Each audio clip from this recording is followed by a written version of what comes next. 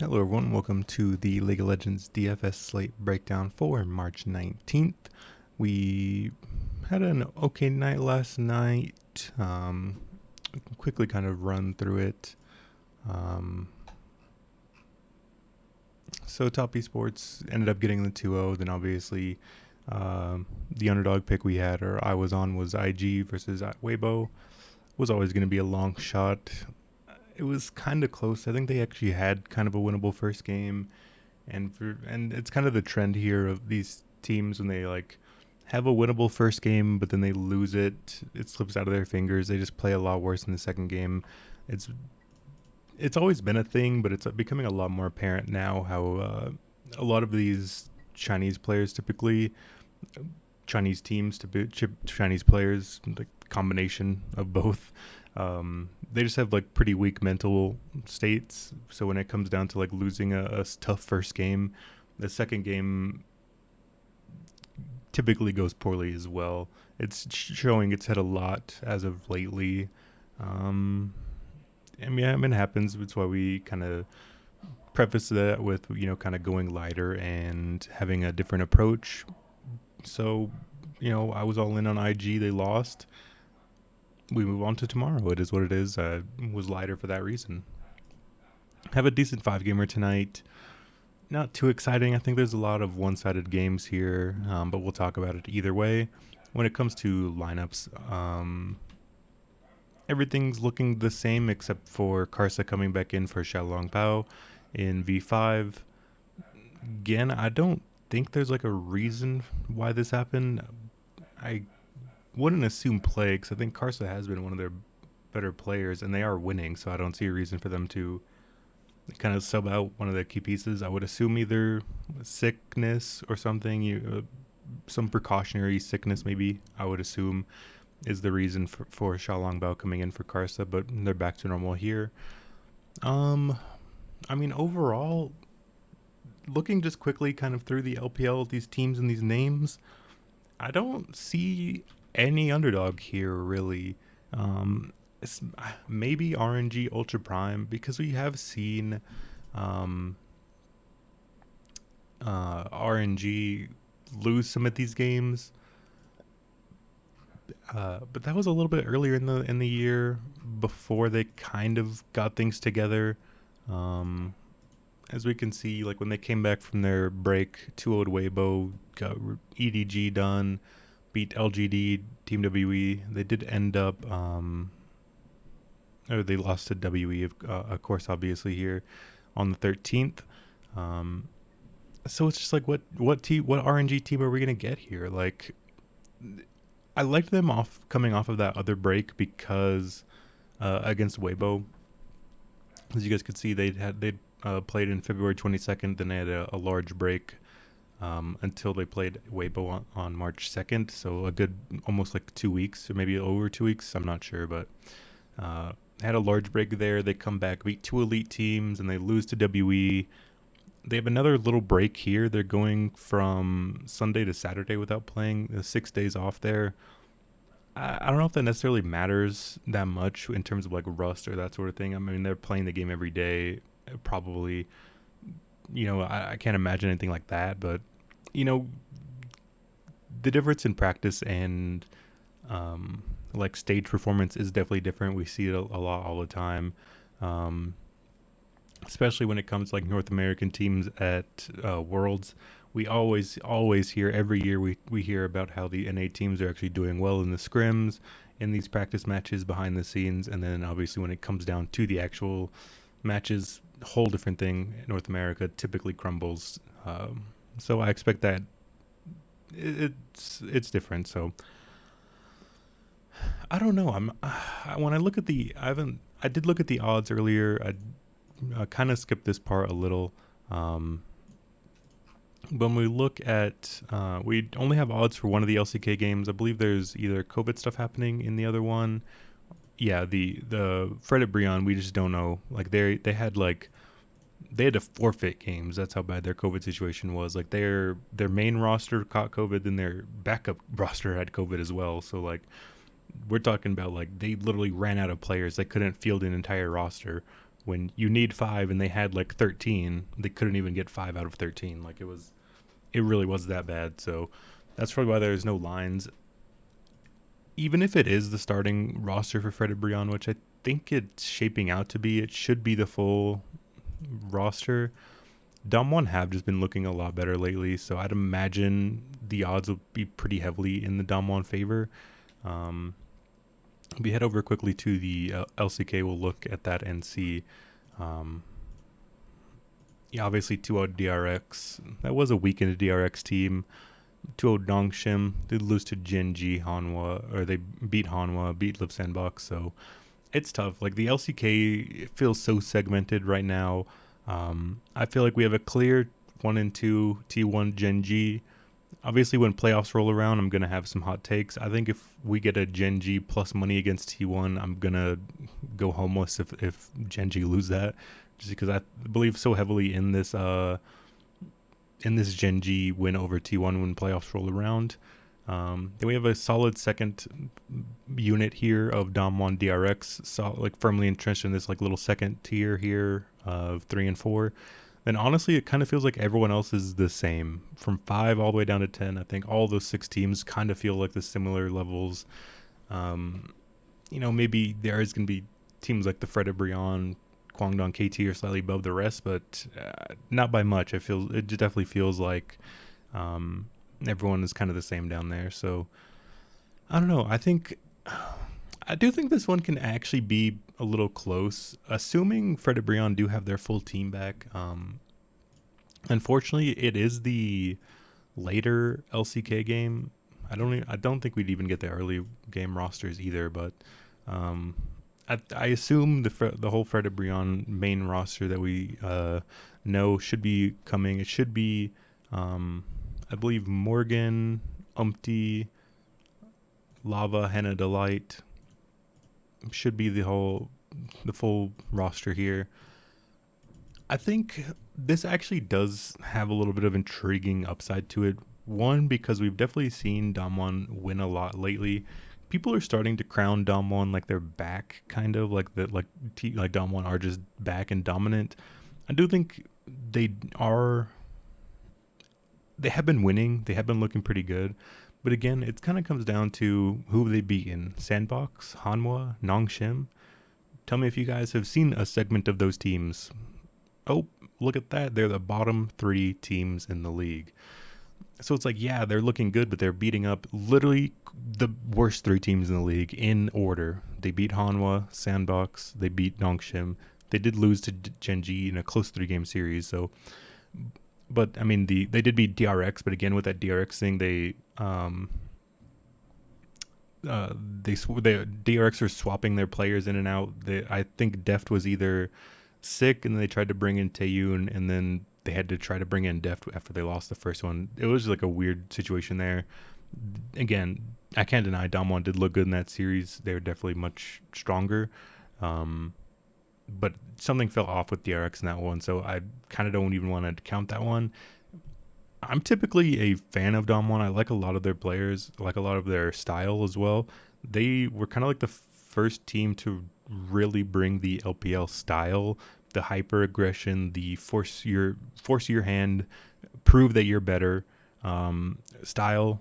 Bringing that over to the LCK, where typically it was play the game slow, out macro your opponents, win through slow, small advantages accumulating over time, and have a good solid team fight. I think Dom1 is the first one to really push the pedal to the metal in the LCK, and I like the team a lot for that. I don't know. I just feel like they're kind of getting a little pumped up too quickly. It's like one of those things where people were waiting for Dom1 to kind of return to form and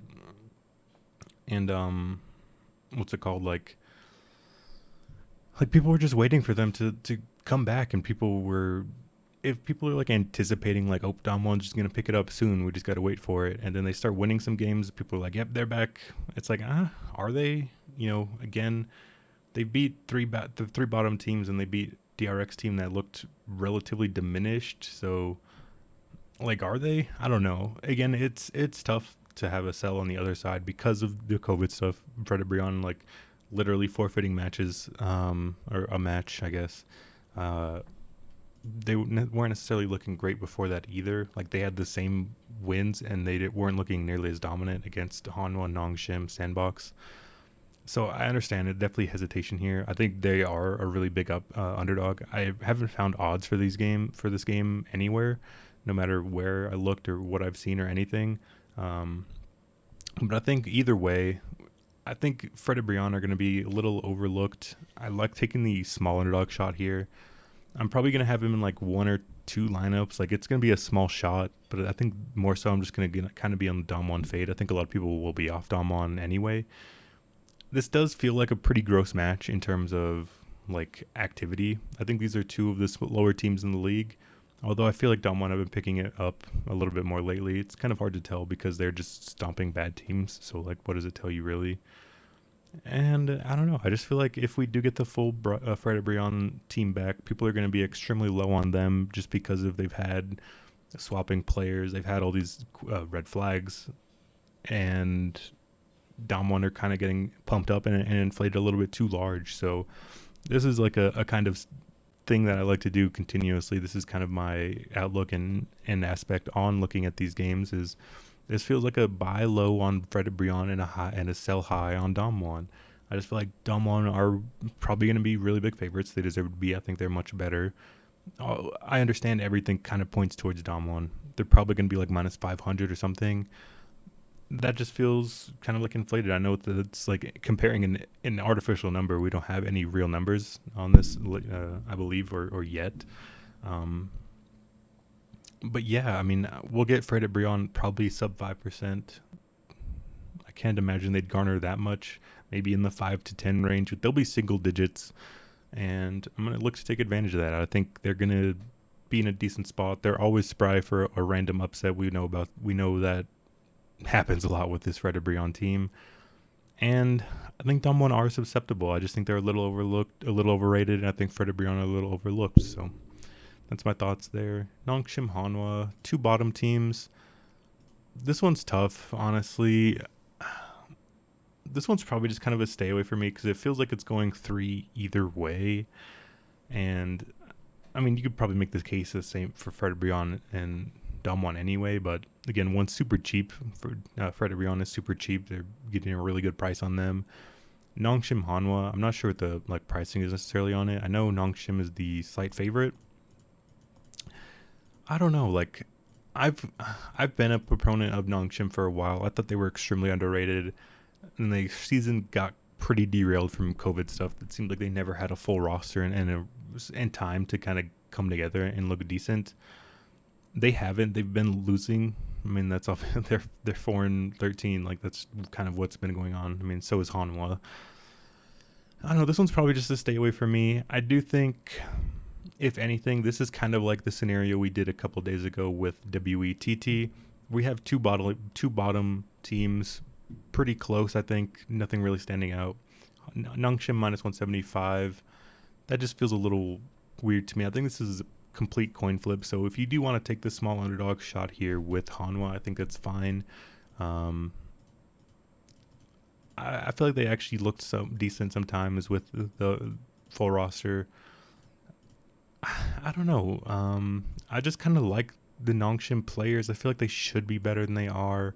That one's tough because it's kind of like my heart's telling me or my head's telling me you probably just take the underdog shot with Hanwha. My heart's telling me like, these Nongshim players are better than this. They should be picking it up. Last series they did go back to Peter. I think Peter has looked better for them. I think that's been the better support for them. So I hope that maybe they'll stick with Peter again here, but it's not worth probably taking the risk on. If we look, they've had effort here as well. So they're kind of swapping jungler or swapping the supports, Peter here. So they're going back and forth between effort and Peter. I think Peter would be the better option, but it's like, is that who we're going to get? We just don't know. There's just a little bit too many question marks here. We do kind of at least know what we're getting from Hanwha. It's not great, but we kind of know what we're getting. I don't know. This one's probably just a stay away, but I don't think going to Hanwha is crazy either. So that's kind of it for the LCK. Swapping back over to the LPL. Again, a lot of large favorites here. I was actually pretty surprised to see that Edward Gaming was only minus 185 over RA. I feel like we just saw this not too long ago where ED or JDG were like a small-ish favorite over a similarly priced favorite over Rare Atom, and JDG made him look silly. I don't think the same reasons apply, but I still think EDG is a really good team. Like, I feel like RA is getting so much respect because of the win streak they went on. I understand it. It was a nice streak for them. They looked decent some of those games, but I mean, I think we're getting an elite team here in EDG against a middling team here in RA at a minus 185 price tag. I think it's a good number, honestly, on EDG. I think, again, similar to kind of what I talked about yesterday, that's a parlayable number. You can get that up to something. You can get that up to plus money pretty easily. I think that's a fine number. I just don't understand this really. I think RA are extremely overrated in the betting market and in most people's minds. I do think EDG have been having a little bit of struggles, but I don't think it's that much. That's just kind of what it comes down to. I still think EDG are an elite title contending team. I think RA are middling at best. So it's kind of what it comes down to. V5 getting Karsa back, their full strength roster. I think, again, this is probably extremely one-sided. I think V5, obviously, we know they're the number one team in the league record-wise. FPX have been sliding down pretty hard. This, again, is still one where it's minus 325 V5. I think that's a fair number. FPX are fighting for playoffs. V5 are fighting for number one seed. Still, I believe. I think so. Yeah, these are V5 still have 2 games left. FPX do as well. They both play a delayed COVID match. I don't know. I don't know if there's really that much to say about this, honestly. I feel like V5 should be the deserved favorites. Kind of is what it is. I do worry a little bit about the pace and like kill levels from this series, because FPX fighting for playoffs, V5 fighting for seeding. These teams are still playing for something, so I'm not expecting any like weird fiesta nonsense like maybe we could from other series. I think if you have both these teams playing for something, I like I like V5 to win. It's probably not one I'm going heavy on. I do think they are pretty cheap. Yeah, they are cheap when it comes to pricing. Like these players are pretty affordable here. I think they're going to be pretty popular, but I don't mind eating that chalk. I think I don't see FPX really putting up that much of a fight here. I think V5 are much better. And yeah, that's it. I think V5 probably take this one 2-0. I think EDG probably, again, 2-0. Honestly, I don't see RA really putting up that much fight either. RNG Ultra Prime is the final series here.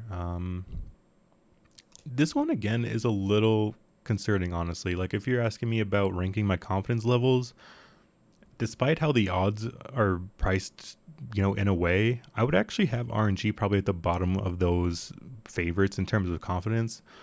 I would have the minus 185 favorite EDG more confident than the minus 555 RNG. There's just a little too many like kind of mini red flags and stuff popping up here, I think, for RNG. They haven't played for a while. They did just come off of a Team WE loss, 2-0. These things kind of do matter. I typically don't like to overreact to those types of like crazy underdog things. Like I'm not gonna say, oh, RNG's doomed. They've lost to Team WE, one of the worst bottom 3 teams in the league. Like I'm not typically one to overreact like that. But still, it's hard to ignore, and it's definitely something in RNG's wheelhouse where they do lose to these bottoming teams. Coming off the break, hopefully they're kind of pick things back up again. I believe they're not really playing for much. I don't think they can get into a top seed. they're probably stuck somewhere in between these levels anyway. To my knowledge, I think the only seeds that matter are 1 and 2, and everything else is kind of the same. I guess we could maybe look. Yeah, so I guess top 6 seeds do matter. That's one less round you have to play, I suppose. So maybe that's something to keep in mind. But they're definitely locked in. Could they fall out of top 6? I guess they could. So maybe they're playing for some seeding here, but I don't know. Like they're currently in 4th. They're at 10 wins. I guess EDG's kind of only 1 game behind them, or 1.5 games, I suppose. I don't know. It's a possibility. So I don't think RNG are completely locked in. I think they can still play for stuff. Ultra Prime, as we know, knocked out of playoffs. They're not playing for anything. I think this one could get a little weird. I don't know. That's just kind of what it comes down to. It just feels a little weird to me. I could see a lot of scenarios here, and that's just kind of what it comes down to. When I look at RA EDG, it's like, how do I see RA upsetting? It's like their winning ability is kind of being slow, moving around the map better, winning. They have more of the LCK style when it comes to slower map movement, small advantages accruing over time, that kind of thing. Do I see them beating EDG doing that? No, I don't. Do I see them stomping EDG? No, I don't. I kind of just don't. So when it's like, what are RA's outs? It feels very slim. When it comes to RNG Ultra Prime, we know RNG are susceptible to losing. We know RNG are susceptible to having big mistakes, losing these games, losing these spots. We've seen it multiple times this year. With the odds Lightning striking 3 times, pretty low, but not impossible. So that's just kind of my concern there. In terms of confidence, actually, it's just kind of inverse of the odds. I think EDG are probably my most confident team out of these 3 LPL favorites. Then it'll probably be V5. Then it'll probably be RNG.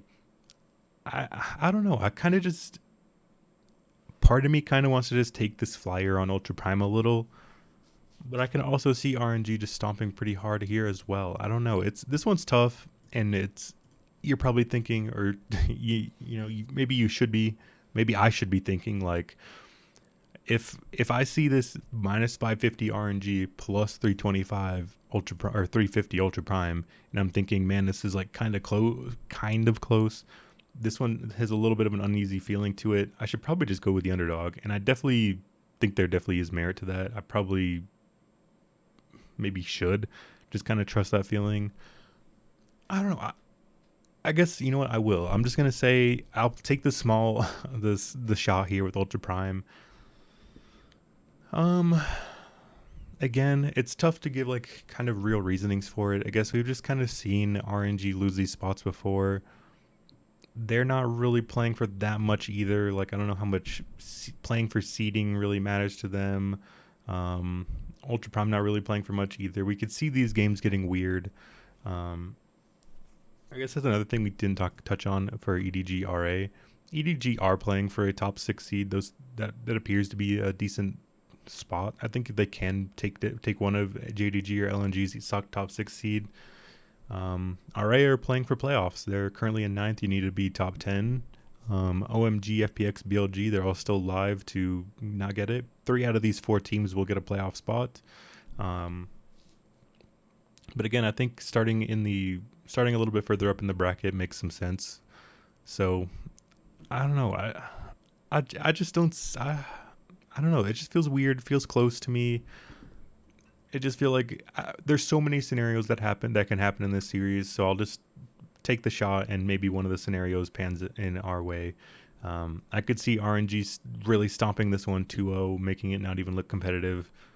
I could see Ultra Prime winning a close game once.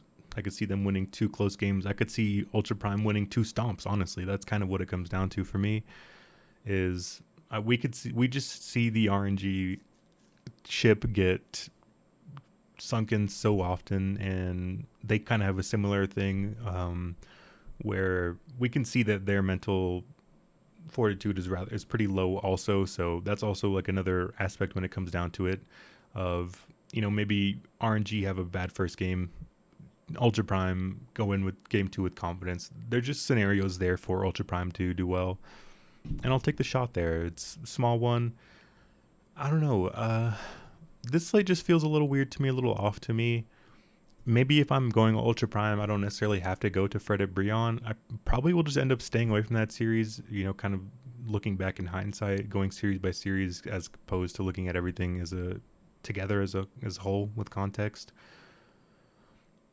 Yeah, I think that makes sense to me. Yeah, that will go from there. Again, probably confidence here. Just go with EDG1. I feel like I don't see that many avenues for RA here. V5 2. There's some question marks there. We've seen FPX have some spike performances, but they should get the job done. And then Ultra Prime, definitely least confident. Big underdog. Relatively bad team versus a good team, I think, in RNG. But again, we just talked about all the red flags and reasons why I think taking a small shot here with Ultra Prime makes sense. Fred Brion, Domwan, I'm probably just staying away. I have a slight lean there with taking that small underdog with Fred Brion, but it's like if I'm already going Ultra Prime, why would I go with a lesser version? Especially, I think Fred Brion and Domwan should be a lot slower. I think these are two really slow teams typically, so that plays into it as well. And Nongshim Hanwha, probably going 3, relatively slow LCK 1. I just don't want a part of that either. So kind of have it narrowed it down in terms of teams. We can quickly look at team activity, try to get a read on what teams we are kind of looking to target. So we have Fred at Brion, we have Damwon, we have Hanwha, and then we have, who's the other one? Nongshim. Yeah, pretty low numbers, but of course, game time a little higher. Looking a little bit better over in the Nongshim Hanwha series. Looks like it's like a 0.66-ish. So like 2/3 of a kill a minute and averaging about 35 minutes. So I don't know, what is that, like a little over 20-ish? So not that great. Probably a series I'm staying away from anyway. Pretty low combined kills per minute in Fred Brion Damwon. Not that great for game time, only about like 33-ish. So probably just staying away from that one. That feels a lot slower. Definitely, I think there's some merit to doing like a Damwon team slot one-off. I think that series, again, feels pretty close, pretty slow. I could see Damwon stacking up the Dragon, stacking up the Barons, and that's typically one I like to target as well. So when it comes to the LCK, I might do like a team slot one-off, and that'd probably be it for me. Over in the LPL, we do have Ultra Prime, Royal Never Give Up. Am I blanking on the other team? It's Victory 5, FPX. And the other one was Edward Gaming, Rare Atom. So, of course, combined pills per minute are a little bit lower, but a little bit higher, but the average game time is lower there. So that kind of is the counterbalance in that aspect. So I like the numbers here. When it comes to activity, I think RNG, Ultra Prime are kind of at the top end. Those are looking good. I'm taking the shot here with Ultra Prime.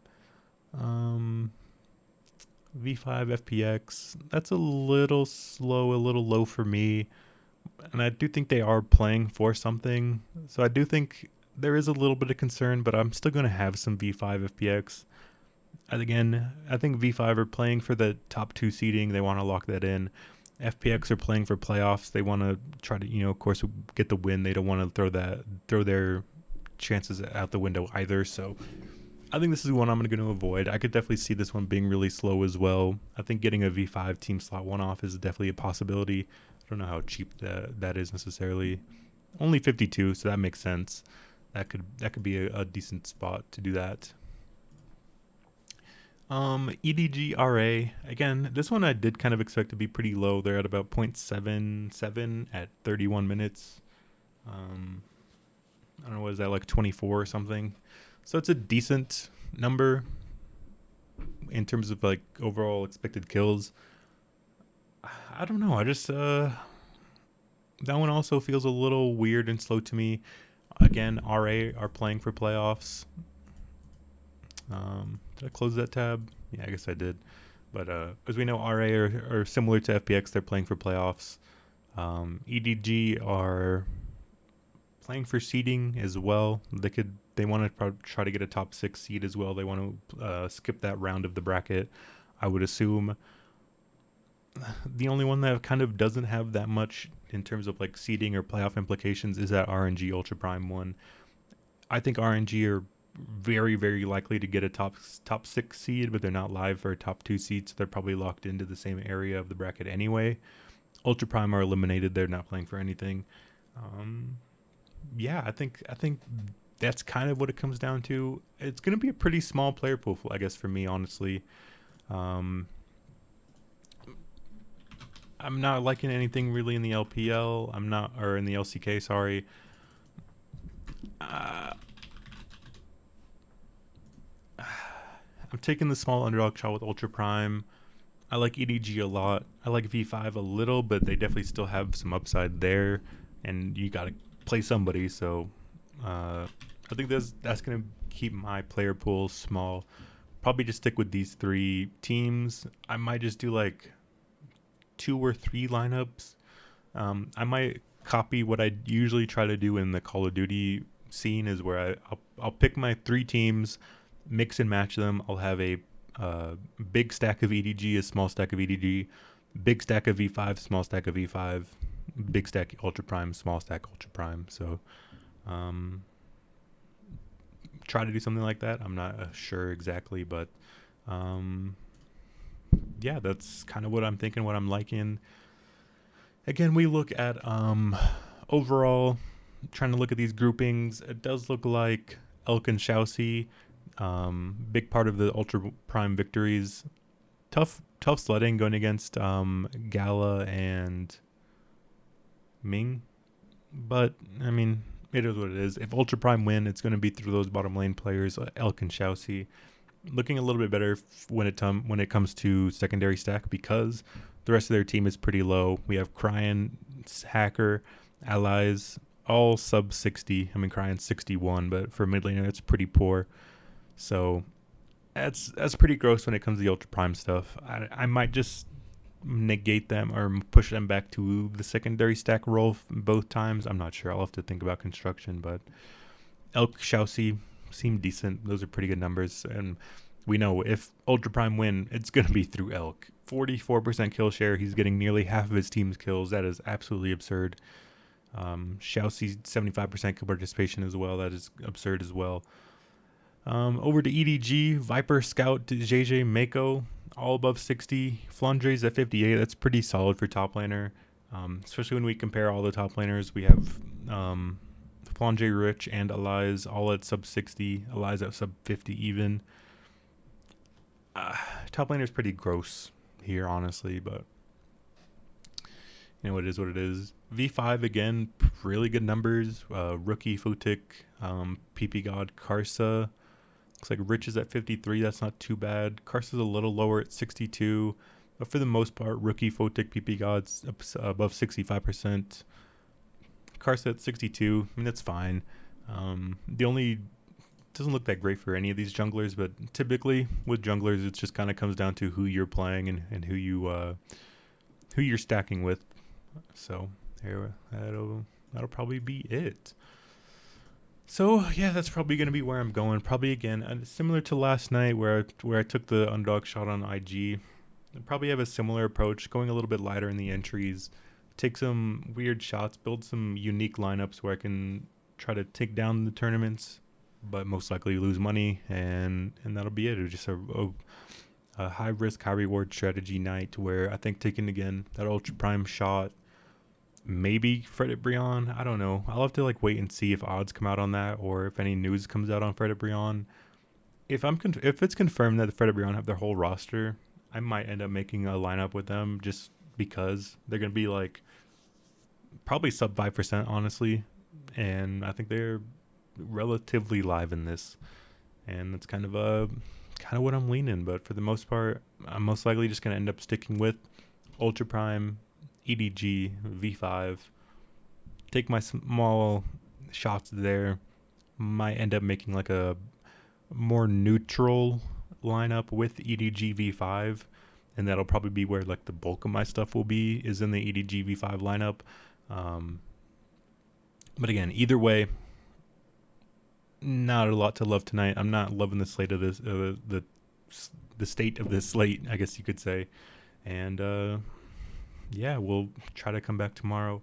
I mean, we got CSGO, League of Legends, Call of Duty all going on, so don't necessarily have to fire in a bunch of money in League of Legends. We can put it in elsewhere.